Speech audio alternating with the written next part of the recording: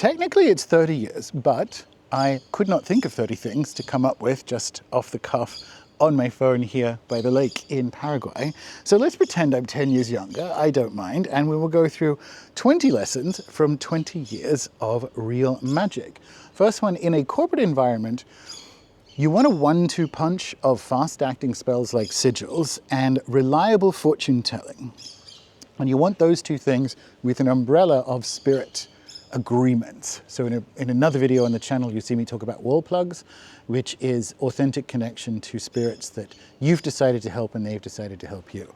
But what you need is to be able to move outcomes from possible to probable in the short term and be able to see which ones you want to move. For me, when I was in my London media career, that was sigils and tarot. But the key is the 1-2 punch. It can be something else. Similarly, you can do magic and pray in the work toilet. that one needs no explanation, but you can. Particularly, okay, be careful where I'm going with this. So my method of sigil activation is not abusing the monkey, right? It's a more prone journeying state. So I suppose technically this is what I mean by be careful where you're going with that. You can do either. But one of them is going to get you fired eventually and the other one isn't. But the point there is to widen the permission field out and go, no, you can do, you want a life where you don't need to do that much emergency magic, but if you got to do it, you got to do it. Frankincense is all purpose. Doesn't mean be lazy, but it does mean, a really good example is I'm teaching a masterclass, which you'll get in the premium membership if you join, link down below, on road opening. And obviously you want Abre Camino, like the herb, which is originally from Florida. You want the herb if you can get it.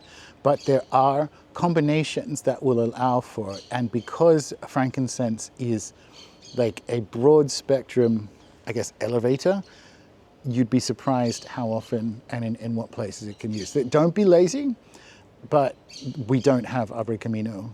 There's like one, they're called Santerias rather than Botanicas. There's one here and they were out. Which is surprising, it is South America, but you know, supply chains and tariffs and what have you. There are, the ultimate fallback for most magic is frankincense because of its, you can do all kinds of stuff. You can include spirits with that. You can just vibe shift with frankincense. Palo Santo is all purpose. Palo Santo is the all purpose clearing and protection and also like gentle elevation in a less sacred, like less high church than frankincense, and good for the beginning of spirit. I would do Palo Santo rather than frankincense before, and I do, before reading cards, for instance. There are no universal rules of disposing of offerings, so please stop asking me. What I mean by that is, I spoke about this in a previous video, when you move into a regular offering practice, you will quickly learn the feeling of like, oh, the energy or the offering, the metaphor has completed. To some extent, it doesn't matter at that point. And when I say it doesn't matter, you will not get a universal. So some things for Afro-Caribbean traditions are required to be left at the crossroads. Most Hecate practitioners do a similar thing. That's a pretty good bet, but the endless beginner arguments about, oh, you can't throw it out, you have to bury it, you have to gift it to the poor. What? There are no universals. Don't let things rot on your altar is pretty good. But once the spirits have eaten it, it can go where the rest of your uneaten food goes, and you will not blow up reality doing that. Mid-range candles today are fine. When I started doing magic at the age of 13 in Newcastle, Australia, we had a local version, I guess Americans would call it a dollar store. We had a store of like garbage for $1, and it was called Clint's Crazy Bargains. And I started doing magic, and you know the smell of, I don't even want to say soy candles, but I don't know what kind of chemical byproduct those tea lights and meekly colored candles are made of, and what particles they were releasing into my room. But they were so cheap, you could make a Seinfeld death episode about them. They're not good. But honestly, and they'll have the ingredients listed on it, I do most of my candle shopping in a supermarket because the mid-range ones now are fine. They're not releasing, don't get the scented ones because they are actually low-key poisonous. But mid-range candles are fine. You know, for your day-to-day candle use, that's fine. I'm still a fan of, you know, pushing the boat out for a nice candle. But mid-range candles are fine. So, sort of like frankincense, it's all good. It's good now. Didn't used to be. Previously, mid-range and cheap candles would kill you. So yay, the world's getting better, sort of. Understand the language of ingredient replacement for your location. This is key, and I learned this the hard way growing up in regional Australia.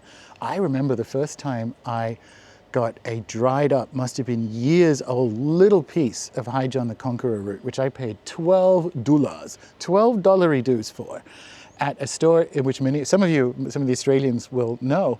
It's called The Mysteries. It was there, and it was upstairs above a sandwich shop, which was also quite good, in Balmain, in Sydney. And I'd moved to Sydney for university, so I'd been doing magic for 5 years at that point. And there was High John the Conqueror. Oh my God, I would be unstoppable now. But you want to learn the language of, when I say ingredient replacement, this comes back to don't be lazy, give it a shot. But for instance, Abre Camino, road opening. If you look at the different herbs that are used for road opening around the world, and we go into tremendous detail in the masterclass on this, they are also used in herbalism for respiratory complaints or circulation. Now think about that, of course they are, because if you were using something to clear out the chest or make the blood flow more, what are you doing? You are opening roads, you are allowing flow to happen. So the iconic example would be Abre Camino thoroughwort grows in Florida. It does not grow in Australia. But what does grow in Australia is eucalyptus, right? And if you've ever been unwell, and anything really that you can use in a steam bath to clear yourself, what you do there is you're jumping up, and I'm not being lazy, well, I'm not in Australia now, so seeking out eucalyptus might even be more difficult. But you jump up to what Tyson Yunkaporta calls the way of thinking rather than the product of thought. So how did the plants in and around the Caribbean that are used for road opening get recruited to that job? It's like, well, they do this. It's like, okay, well, what do I have that does that? So I would almost say like real herbalism is done, I'm not even going to qualify that. Real herbalism, competent herbalism is done in conjunction with the plant spirits of the area you find yourself in. That does mean you can tango with exotics for sure. But it also, and you will find like, you will get spirit helpers when you jump up to that level of like, okay, right, how do the plants in my, that compose me and I compose them in my area, in my part of the cosmos, how do they solve these things?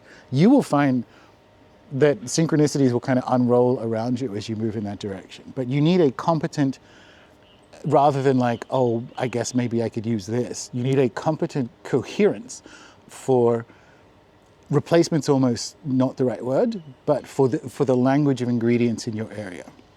Because that's the universal. That's the way of thinking, not the product of thought. Do magic, not American capitalism. So your consumer choice is not preeminent. This is something that I think most people in the West, until they've unpicked it, don't realize is their default belief system. And there's a consumer expectation level to it, but there's also the idea that you get to pick, that you just get to choose things. And so if you don't feel like doing that, don't do that. Oh, that doesn't feel right to me. Don't do that. That's not how it works. If it doesn't feel right to you, don't do it. Don't swap out a requirement that a spirit has for something because you don't feel like it. It doesn't matter. Like your choice. And the thing is, people don't realize they're doing it. It's so ingrained in us that, next day delivery attitude, that will get in the way of your results because you'll be like, oh, I didn't feel it. Like, I get people coming to me going, how come this ceremony didn't work? And I'll go through their steps and like, oh, I didn't want to do that. Oh, I didn't have that. Or I don't feel good about that. I'm like, well, do you need me to finish this sentence? Okay. The choice is binary. Am I going to do my best to complete this ceremony as it is written? And if I don't want to, I'm going to do another one. Don't make some octoparrot monstrosity. David Rankin has a really good metaphor when it comes to grimoires and Goetia for this, which is to think about, do your best, because there's ingredients you can't get anymore because like they're endangered animals or even extinct animals, like the famous lion skin belt. But he says, think about it like a magnet. And so you do as many of the things as possible to make a stronger magnet, which can pull the spirit in. That's a really good metaphor for this. So you don't be like, I don't have that. I don't feel like fasting. You know, I'm not going to wear that. I'll just blah, blah, blah, blah, blah. That you weaken the magnet and then you're surprised when you don't get results. So do magic, not consumer choice. And I describe it that way because a lot of people, without them realizing it's their default belief system, they have they're Karens almost. There's like a get the manager energy to it. Consistency beats effort. Consistency beats effort in the sense of, if you have two options, you can spend $900 getting a whole bunch of material together and a few friends for an all-night planetary magic, I don't know, talisman activation. Or you can spend $30 over a year, mid-range candles, and do daily planetary prayers. Consistency beats effort. This is the same as anything, okay? This is the gym, apparently. Consistency beats effort. So when you are looking to, and how this happens for me, maybe it's the same for you. When you are looking to, you feel like magic in your blood. It's like, I feel, something needs to happen. I think for me, this is the key to being a ceremonialist, is I like ceremony. I like doing ceremonial stuff. And I kind of have a baseline of spirit agreements and fortune telling type stuff that I do on a daily basis. And then I let the pull or the feel of ceremony handle the rest of it. But consistency beats effort. If you have the choice, do a lot of little things rather than one big thing. Spirit communication is subtle most of the time. And this, it's almost like a Hollywood unpick. And also so in an earlier video, I was talking about a seance that I should not have convened when I was like 15, 16, and we were underage drinking at my friend's house. It was fantastic. Like when I look back on it, like the window shutters with no wind opening and closing and stuff being moved on the couch and the imprint of people sitting on it, like it was terrifying. It was fantastic. The trouble with memory is when you go backwards for like weird incidents like that, you think that is the norm for spirit contact. But there are this is a weird, creepy little former Nazi, was German, and consequently at the end of the war, some of those Germans showed up to this town, San Bernardino, and there's like very Austrian roofs and things in some parts of it. It's a little bit haunted, let's say. We can mistake an extreme event for the norm if we've had weird experiences in our life, but spirit contact is subtle. That's why there are so many rules if you're doing plant medicine and so on about like no caffeine, no sex, no meat, no salt, because it is a subtle experience. And you only need to kind of feel that 4 or 5 times, whether you're doing channeling or so on, to be like, oh, right. Don't expect the fireworks every time because you'll miss it. A lot of people will do a ceremony and the spirits will show up and they won't even know. So you can say that to yourself, like don't let the extreme be your norm, and make peace with spirit contact being subtle.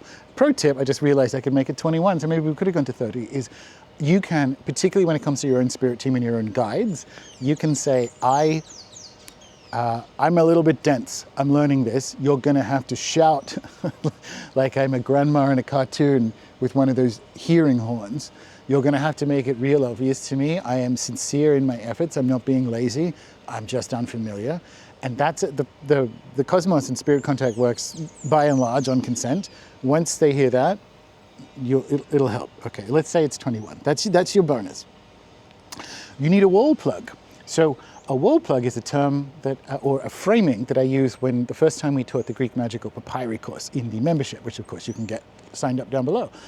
And if you look at the Greek Magical Papyri and demotic spells and the fragmentary little spells at the end of the document, the Betts document anyway, you'll see like, say this word and Set will kill your enemy, or Isis will bring your husband back. Like this, well, that's it. One word. I'll just say this word and my enemy will drop dead. That seems rather easy, because it is. Now, the best guess, academically speaking, and there has been some pushback of late, but I find it kind of weak, is to who actually composed these documents was a moonlighting Theban sorcerer. So a priest who only worked for half the year, give or take, as a priest in Thebes, and otherwise would be home helping family land and whatever, but also like doing the dark lady shit of like reading cards and well, not cards, but like reading fortunes and doing magic and so on. And the thing is, because he's a priest, he has a wall plug. He's in a lineage, he has spirits and gods who will respond to him because he's been doing that for years. I suspect that was part of his, when you think about it, you want that. You know what I mean? And I suspect that would have been part of his business success. It's like, oh, well, he's a priest to whoever. So he's got a man up top, yeah? You need one of them. And it, with some caveats, it almost doesn't matter which one. Like the caveats are, you can't get a Reiki attunement and then decide that you're a Kimbandista. But a Reiki attunement is a lineage. A Reiki attunement is a wall plug. And there are, with most lineages, spirits that govern and protect them that you can call in. But once you're in that lineage, you can incorporate, I'm using Reiki as the example, into different forms of spell activation and so on that otherwise would not have worked for you.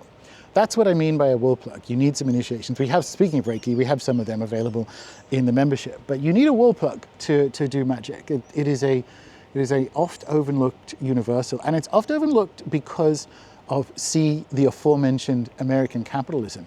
You can just do what you want. You can just do it your way. You can just, you can't. I can't be a pilot without a plane or a license. I can say it, but that's not magic. Do you know what I mean? That's a toddler. So you need a wall plug. You will never be able to explain magical results to someone else, but they will always feel right. This is another permission field for you, especially at the beginning. Let me just say this differently. I'm not even going to go with the beginning. I can go with after 20 blah, blah, blah years. Good stuff happens to me, bad stuff happens to me. Now, an outside observer who is cynical of magic might say, oh, well, so when good things happen to you, you say, oh, well, your spell came off. And when bad things happen to you, you say, oh, well, I guess sometimes bad things happen. So it's not like that at all. A thing will happen and you can feel into it. You'll know instantly, like it's a response from the cosmos, like magic did that, or my spirits did that. And if you feel into it and you don't get that, it's like, sweet, that was lucky. You know, I got that car park, because good and bad things happen. You will never be able to explain, because it's like spirit contact, it's subtle. And results arrive, I think I've got another one coming up about that. Learn to recognize results. The great philosopher William James spoke of the library angel. So this is early 20th century.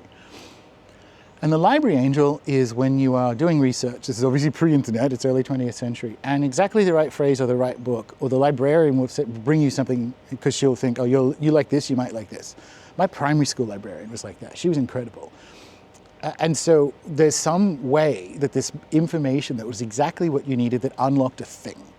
Most commonly, it's like with health journeys, some strange sequence of events. Oh, I heard something on a podcast, and then while I was checking out that book, I found something else, and that had the answer, and now I've dropped 400 pounds, and I married a movie star. Like, if you try to explain that to someone, it doesn't sound like magic, but you know it's magic. And that's the key.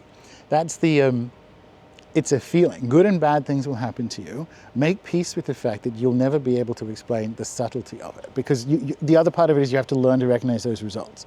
Synchronicity, library angel, rarely, although sometimes, like, you know, me and 100 of my best friends have summoned a dragon to put out a giant fire. So like, sometimes it's extreme, but that story's in Ani.Mystic, by the way, if you haven't read my book. Most of the time, it's subtle, and all the time, you will never, it's almost like don't even bother. I just get used to being like, huh. And then people around you will be like, what are you hunting for? And I'm like, nah, never mind. Huh, and yeah, that's all you need. because you're going to try me. You think, no, I'll explain it. It makes sense. Because people come up to me at every public event and say, this thing happened, I have to tell you. And they are delighted in this wondrous story that to me is deeply boring. And not because I'm a horrible person. I enjoy their delight, but it's because you can't, oh, cool. So you listen to a podcast and then this happened and then like, don't even make peace with and then you're good. Sanity check with comparison. I studied documentary. I was the anthropology kid.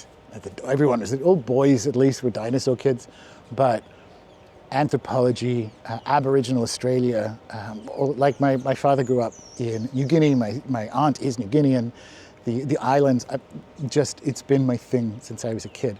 Now, what happens, and I have a separate video about this, when you look horizontally at cultures where magic didn't stop, culture didn't remain intact in the Martin Prechtel sense. So Paraguay is a very good example. This is the most Catholic country in South America. And consequently, it's filled with my kind of magic. A good example is if you cough or have like a hiccupy thing, people will touch their throat and say San Blas, like the saint. San Blas is a big saint here. They have like a public holiday for him and so on. San Blas. Now, Tyson Yunkaporta talks about the difference between products of thought and ways of thinking. So the product of thought there is this little instant prayer to San Blas. But the way of thinking is when you have a health wobble, you recruit assistance from your saints, from the spirit world. That's actually what you want to learn as you go horizontally. You don't be like, oh, if I have a cough, I do this. You want to step up to, well, what does my version of that look like? This is sanity checking by comparison. You can look places where magic has continued. A better way of saying it, like in the West, it stopped. Like I'm talking about the cunning tradition. I'm not talking about the 19th century version of the New Age.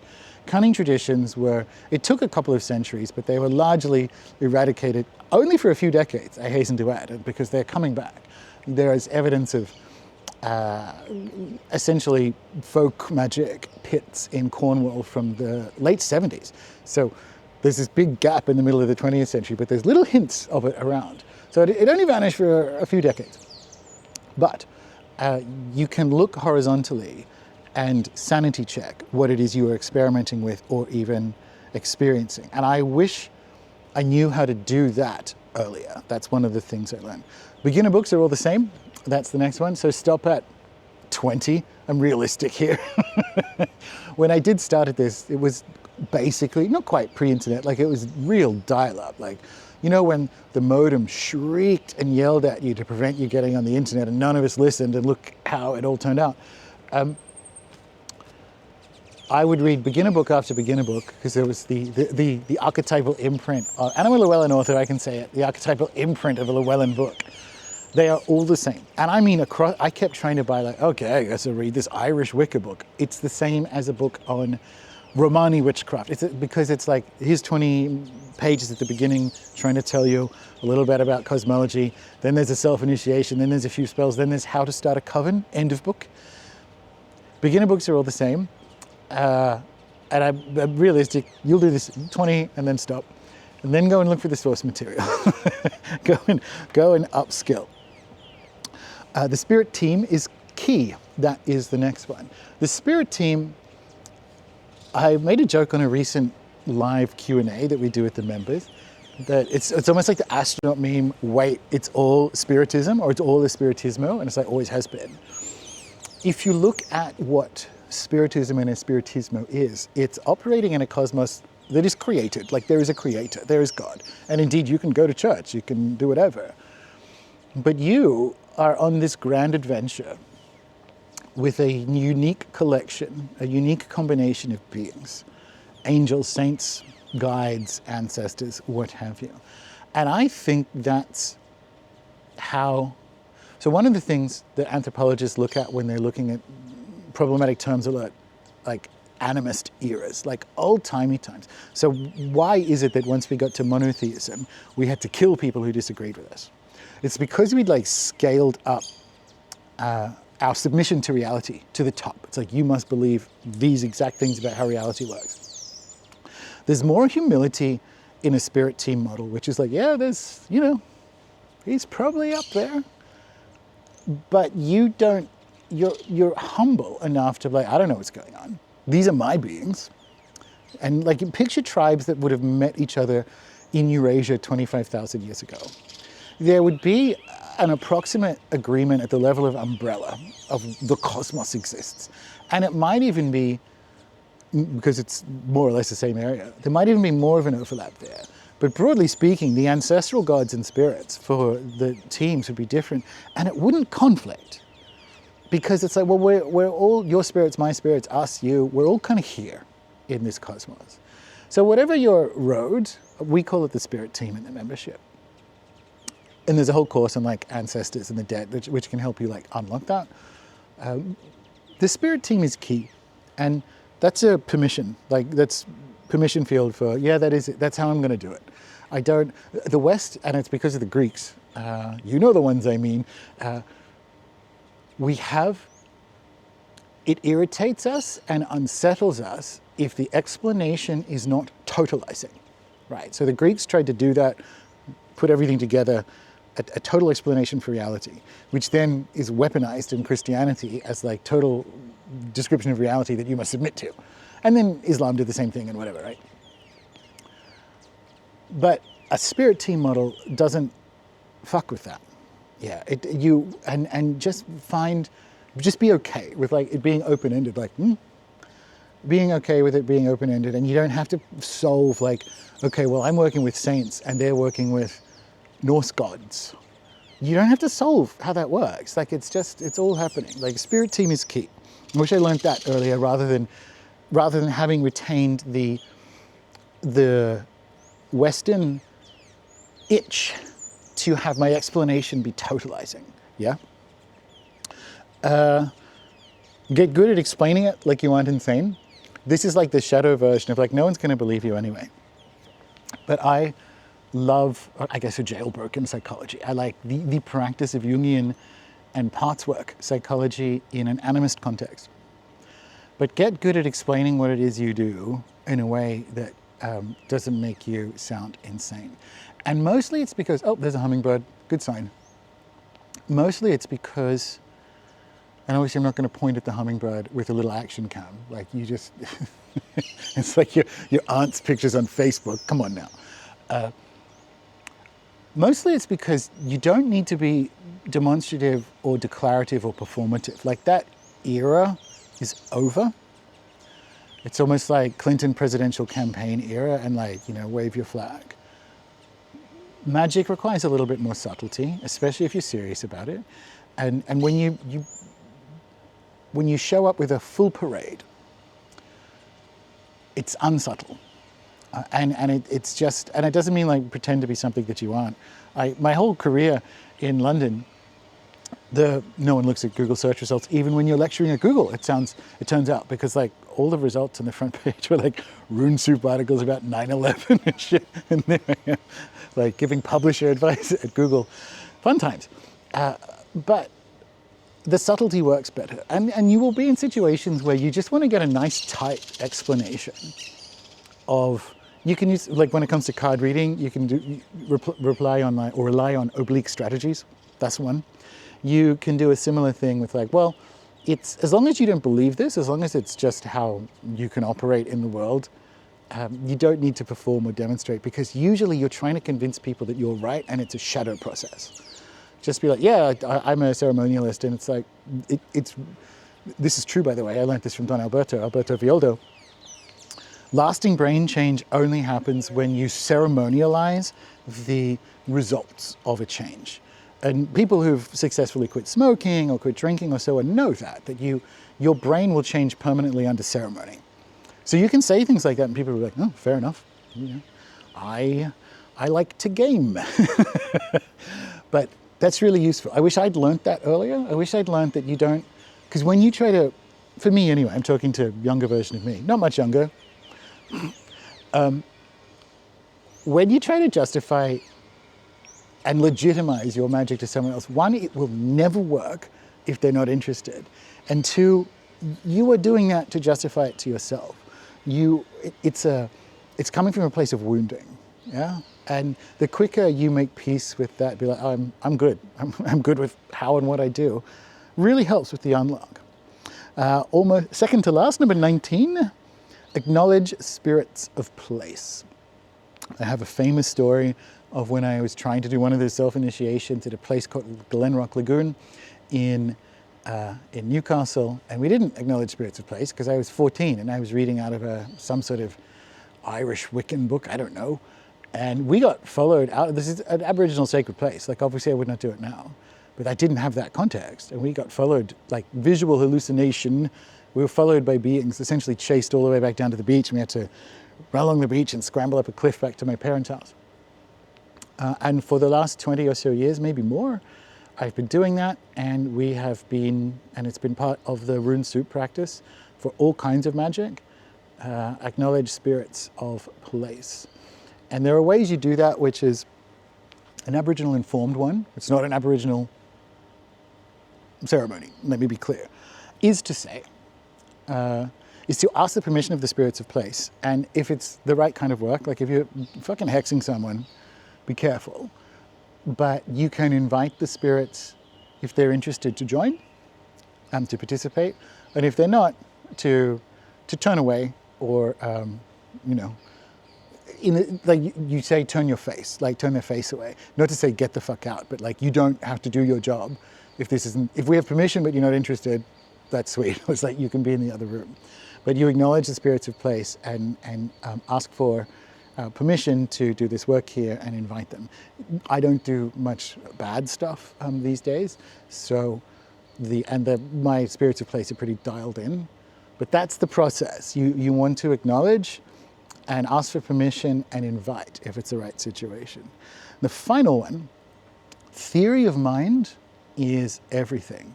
And there are words that will fuck you up, like, oh, just imagination. Like, I want to ban the word just.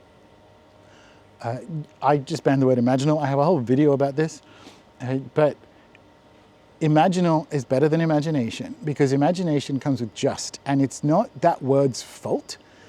It's that we have had decades of being told that the stuff that we are in, this amazing imaginal world, like it's not in our head, we're in it, but we haven't framed that. We haven't been given that frame. More importantly, we've had that frame taken from us for about 150 years. So one of the ways, at least now, at this point in time, maybe future generations it'll be different, you want to be very precise with your words when it comes to theory of mind, because you can slip into words that will make it small and will fall into that trap. Ani.Mystic is about returning you a healthy theory of mind. So if you need help with it, because it's so important, get a robust theory of mind and defend it with precise words. So those are 20 things I learned from years of doing magic. And if you need more, what have I got? And if you need more observation-based magic, oh yes, watch this video on 5 myths about magic we all thought were true.